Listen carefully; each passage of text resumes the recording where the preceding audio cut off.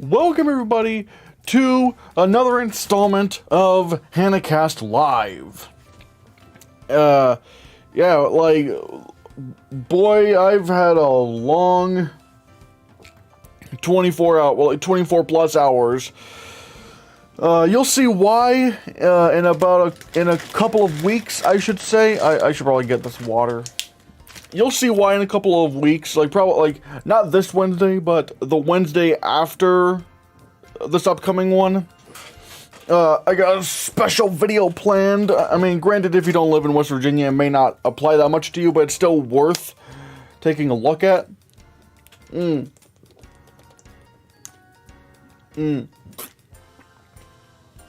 Nice. Alright. And, so, yeah. Okay, I will say, so far, nobody's here right now.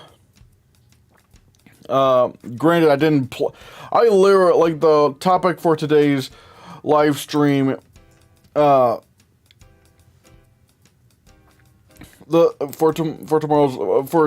this live stream, the topic for this live stream wasn't,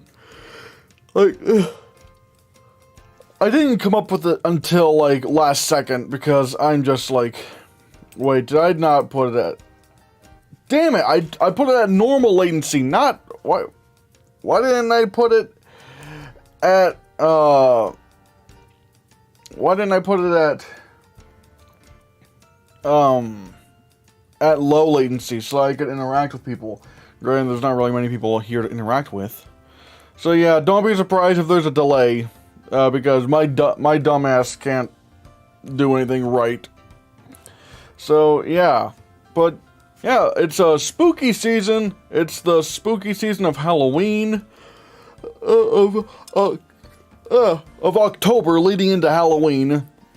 God, I'm so busy this month with my new song releasing, Welcome to Game Theory, a parody of Welcome to the Internet by Bo Burnham, releasing this Wednesday, and I got that special video planned, for the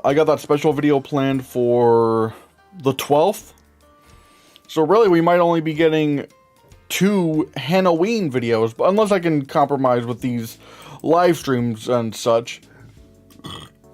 But, yeah. Oh, by the way, if you haven't already, be sure to hit that subscribe button, hit that like button, and hit that bell icon to be notified of future videos, because 75% of people watching this stream right now, are not subscribed. So, what are you doing? Go ahead and hit that subscribe button. It helps a lot. So, yeah. Like I said, Halloween is, October is here. We got a bunch of movies for Halloween and shit. And so, yeah, it's all cool. God, I am tired. Seriously, I've been editing the shit out of my upcoming video for the 12th. It's insane.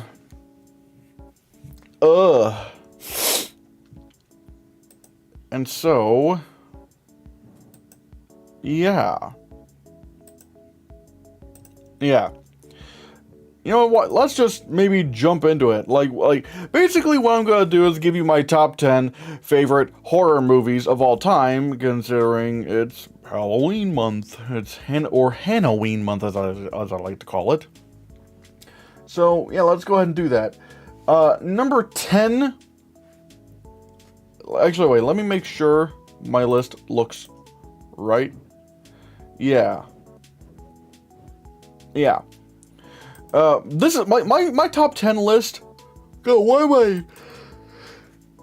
yawning again? I don't know why I always yawn all the time. But anyways, my list of the top 10 best horror movies of all time, in my opinion, is a mix of classics, newer classics, movies in between, and it's all just gonna be a good time.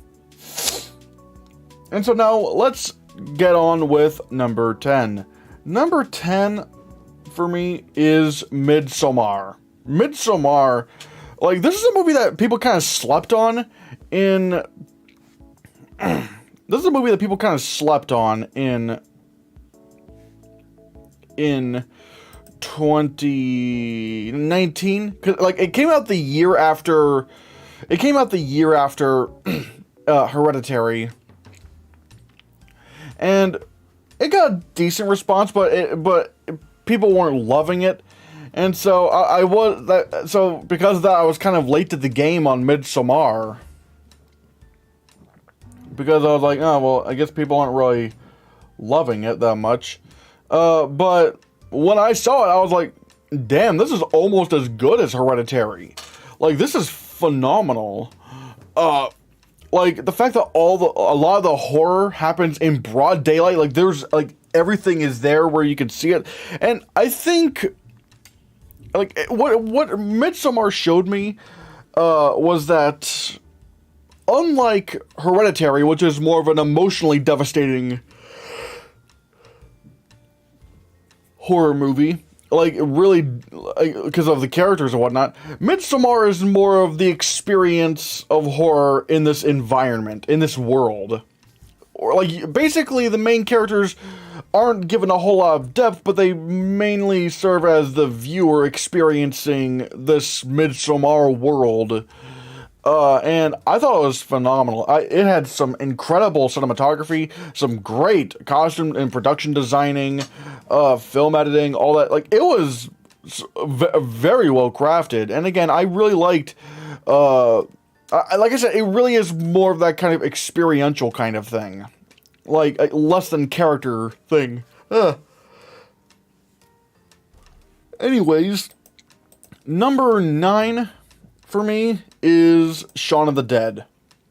Now you're probably like, oh, well, this is a comedy. It's a horror movie. Like, horror, I feel like, is, like, can be, it's one of those things where it's like, it's a bunch of different genres. Like, this is a comedic horror movie, but there are still elements of horror in Shaun of the Dead. The writing is hilarious.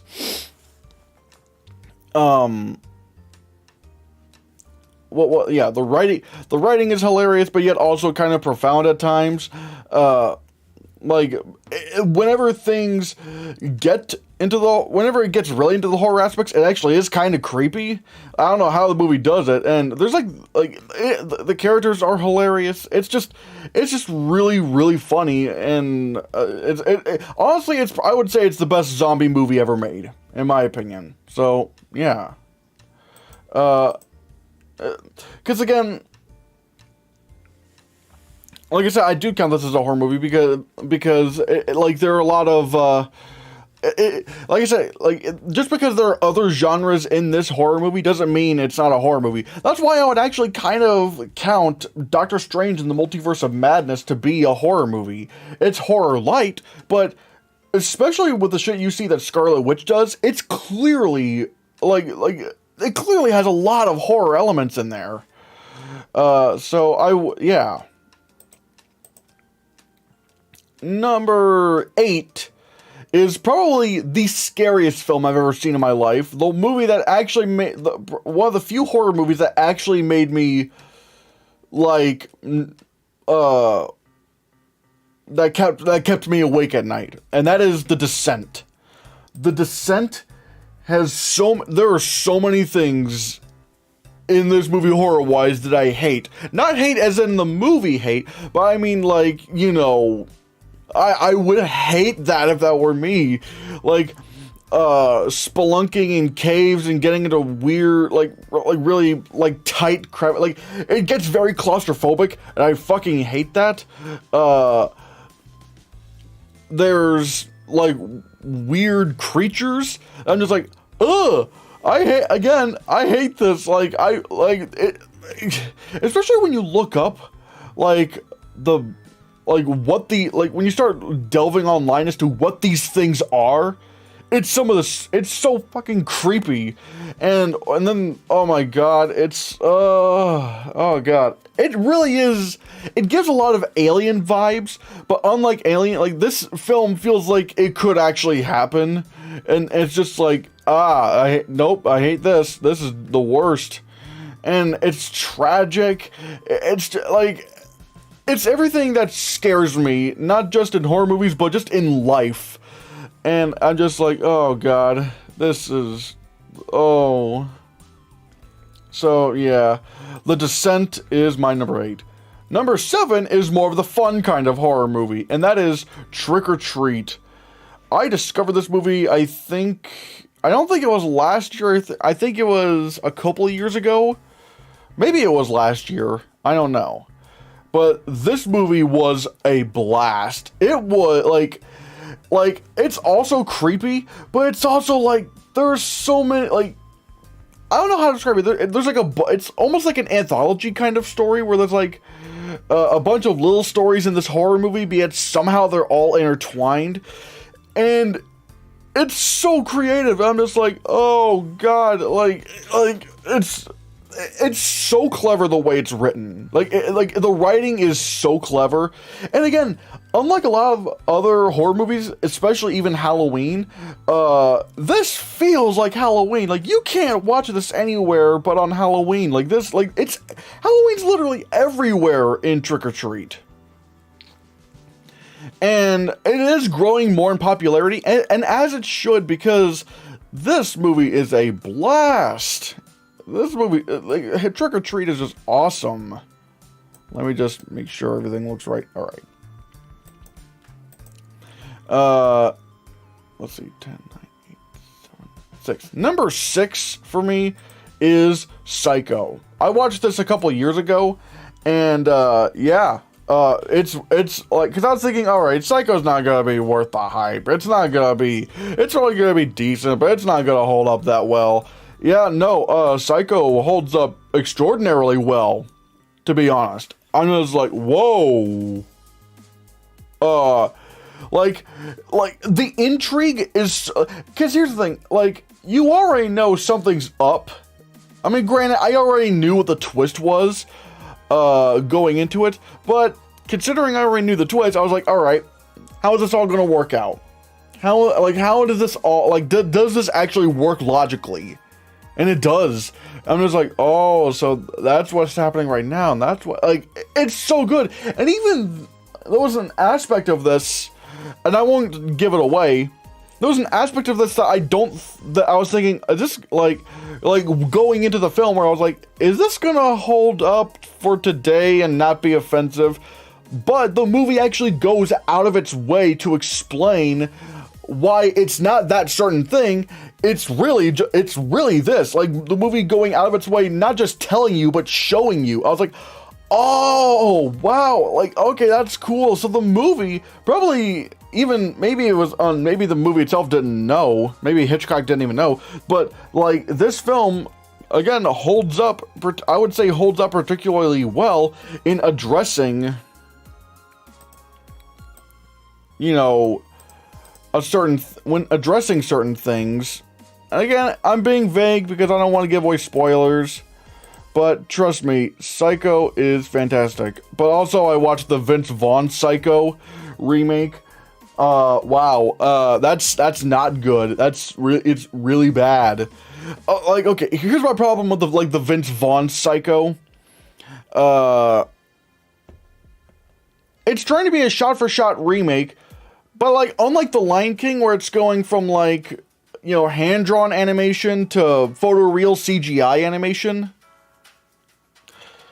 unlike that, which would make sense, like, I was like, alright, so you're adding a new dimension to it. This is a shot-for-shot remake where it's just, you know, you're going from black and white to color. That's not really a big enough kind of, you know, difference in, hold on, let me just, oh no, let me make sure this,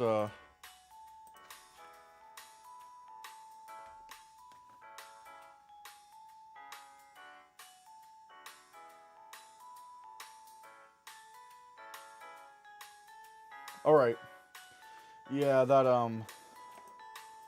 oopsie, sorry, I hope my audio wasn't too loud there. But yeah, with the Vince Vaughn Psycho remake, it's like, it's trying to be a shot-for-shot remake, but it's not doing enough of, it's not different enough visually to justify doing that.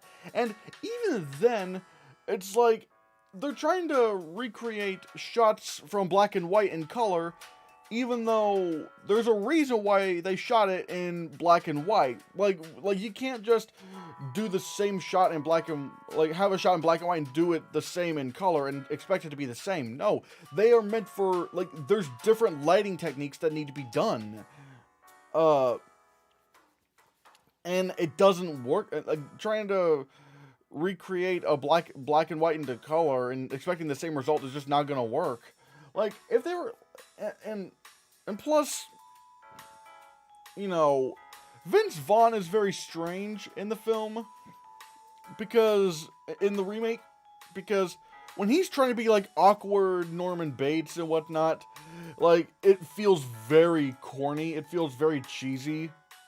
Like, I'm just like, I don't really believe this. But then when he's actually trying to be intimidating, it works. Because, I mean, obviously, Vince Vaughn is like, what? Actually, I need to look this up. How tall? Hey, Google, how tall is Vince Vaughn? Vince Vaughn is 6 feet 5 inches tall. Yeah, Vince Vaughn's 6 feet 5 inches tall. So, like, obviously, he's going to be intimidating if he's, you know, coming after you. But yeah, the remake of Psycho sucks. The original is great. So, yeah. 10, 9, 8, 7, 6, 5. Number 5 is probably the second scariest film I've ever seen in my life, and that is Hereditary. This movie was so scary, I cried. Like, the car scene is probably the most emotionally devastating thing I've ever seen in my life. Like, it's like, because a lot of the horror, I mean, yeah, there's like some like spooky stuff in this film, sure, but the scariest shit is like the shit that can actually happen. Like the when it comes to certain accidents, or when it comes to people's emotions and whatnot, and like families breaking apart, this shit can actually happen. And Hereditary does such a great job at doing that. It's, oh my god. I see people were like, you know, how did Toni Collette not get nominated for Best Lead Actress at the Oscars? And granted, I would easily have her be nominated and win, but I mean, I don't know why everyone was surprised that she didn't get a nomination, because it's an A24 horror movie, and those never, you know, do well at the Oscars. So I don't really see what people were expecting. Again, I'm not saying she didn't deserve a nomination. I absolutely think she did, but I don't think we should be surprised that she didn't, because it's an A24 horror movie.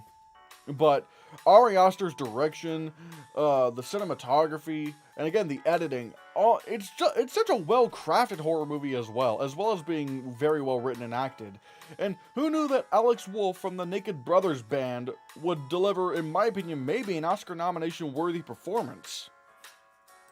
And so yeah, number 4 for me is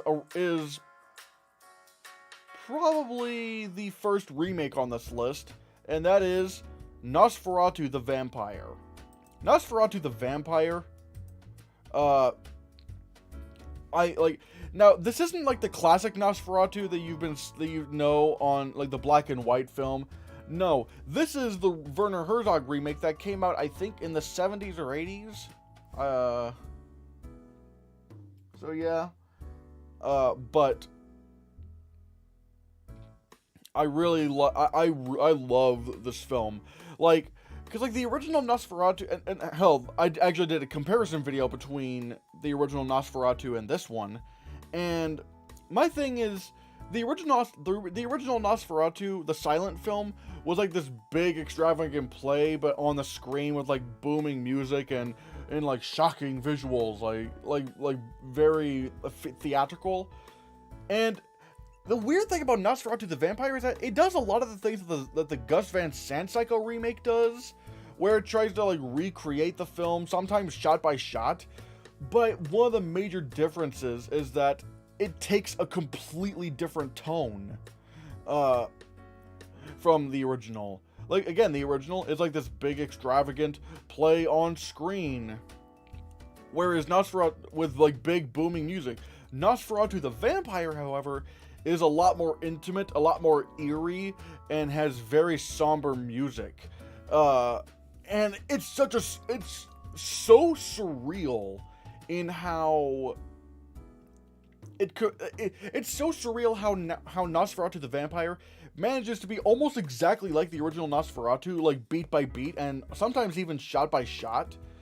But the way it manages to still make it a completely different experience is incredible. And I think Robert Eggers is going to be doing his own Nosferatu movie. Like, I think he just cast like Bill Skarsgård as Count Orlok, and I can't wait.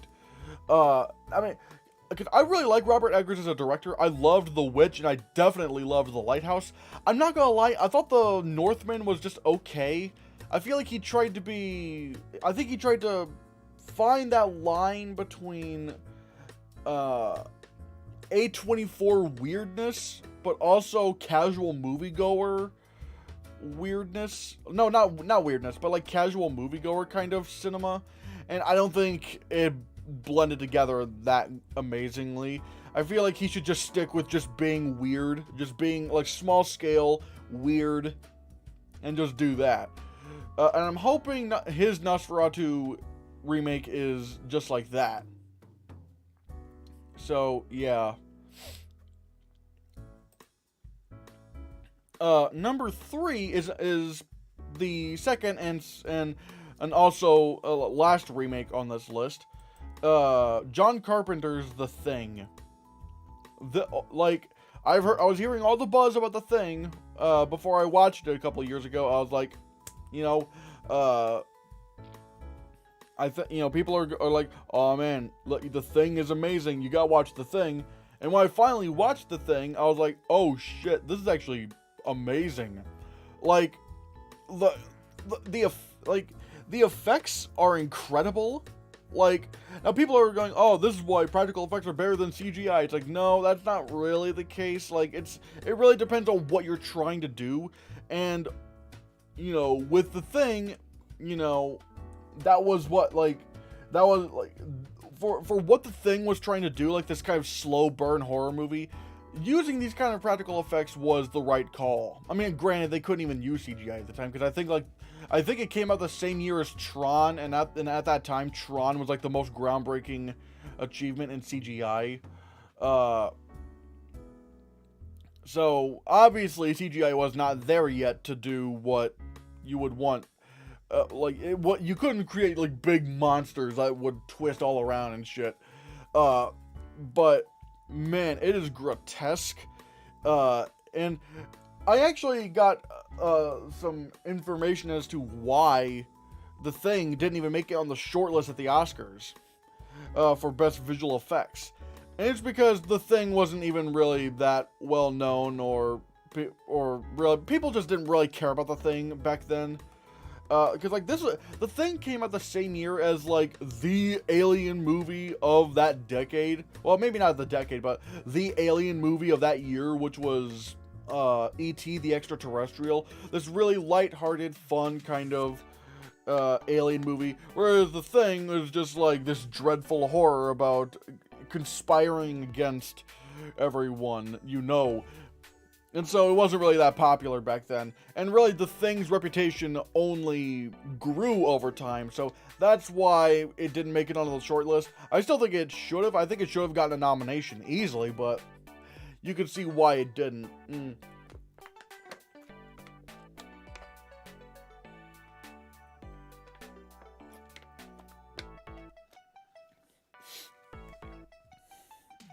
But yeah.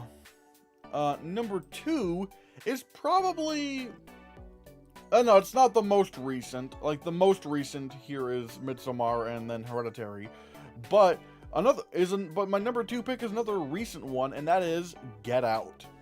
I've said so much about Get Out. Every time I watch Get Out, I learn something new. Yeah, every time I watch Get Out, I learn something new about it, such as like microaggressions, like even when I watched it back then, I loved it, but I didn't fully. I could tell I didn't fully understand it. Nowadays, I have significantly understood it a lot more, and it just makes it better. And I don't know, it makes me kind of sad that Jordan Peele has still not made a movie as amazing as Get Out was. Like, Get Out is just, like, so tight knit and, like, so well thought out. Like, everything makes sense, and, like, things you think don't make sense come back later in the movie. It's like, oh, that's how it does make sense. I feel like, because, like, with Jordan Peele's most recent films, like Us and Nope, I feel like he executes them, like, I thought there's a really great saying that to describe his most recent films. A lot of movies that don't quite stick the landing, it's mainly like, they have great ideas.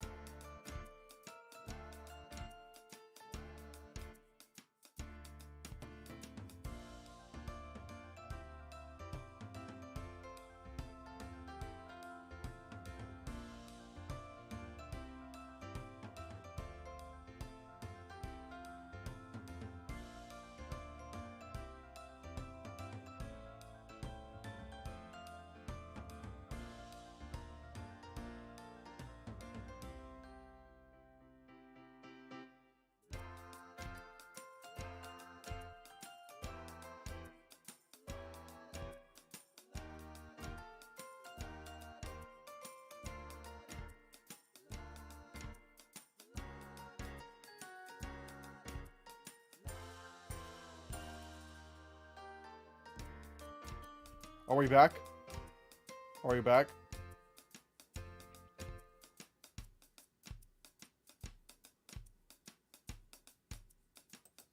Wait, hold on, let me just check. Making sure everything sounds good. Alright, yeah. Again, sorry about that. For some reason, the internet just inexplicably went out, and I fucking hate that. But yeah, basically, I feel like Jordan Peele's movies...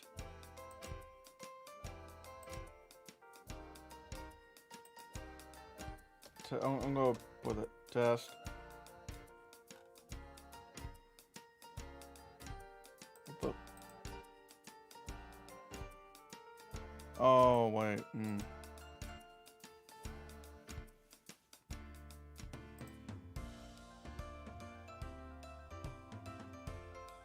Oh, wait, what the?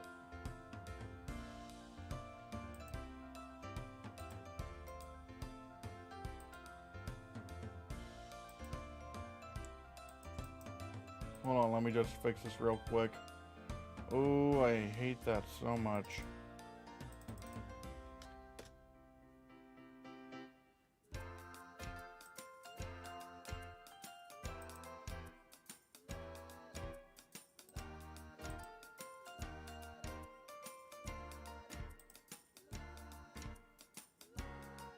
I don't. Okay, chat's broken. I don't know. This is a disaster. Anyways, yeah, like, Get Out, like, it's great. I wish Jordan Peele's movies were as good. Or at least close to being as good. And finally, the last, like, number 1, my favorite horror movie of all time is The Shining. I can't, I mean, it's so well paced. Like, the cinematography is phenomenal. The writing is great. The acting is phenomenal. I will say I'm a little bit conflicted these days, because of how badly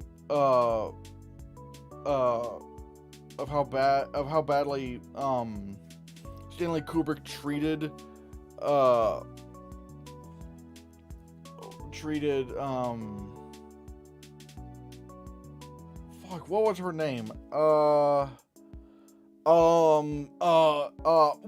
the fuck is her name? Shelley Duvall, fuck. Yeah, so it's a little bit hard these days to think and shit. So, yeah, I don't know why this isn't working. I don't know why chat's not working. But yeah, those are my top 10 horror movies of all time. I'm not gonna lie, like, considering no one's here, I'm